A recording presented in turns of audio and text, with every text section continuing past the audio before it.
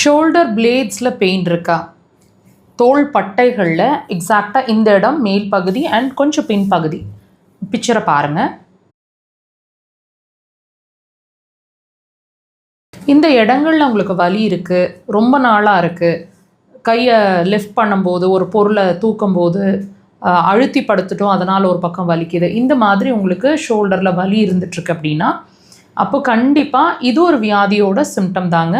உள்ள ஒரு உறுப்பு, மேஜர் வைட்டல் ஆர்கன் பாதிச்சிட்ருக்கு அப்படிங்கிறத தான் உங்களுக்கு இந்த வலியை விட்டோ அல்லது கண்டினியூஸாக வலிச்சோ சொல்லிகிட்டே இருக்குது. இப்போ இது வந்து என்ன சிம்டம்ஸ் வேறு கூடுதலாக காட்டும் அப்படிங்கிறத நாங்கள் சொல்கிறோம். தொடர்ச்சியாக இந்த பதிவை பாருங்கள். கடைசியில் உங்களோட பிரச்சனை என்ன, எந்த உறுப்பு சார்ந்த இந்த பிரச்சனைங்கிறதையும் தெரிஞ்சுக்கலாம்.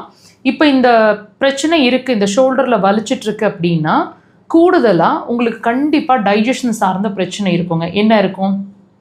சரியாக டைஜஸ்ட் ஆக மாட்டேங்குது.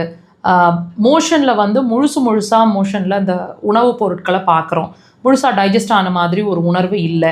சில நேரங்களில் சட்டுன்னு வந்து மோஷன் வந்து வயிறு கழுவி விட்ட மாதிரி போயிடுது, லூஸ் மோஷன்ஸ் மாதிரி போயிடுது.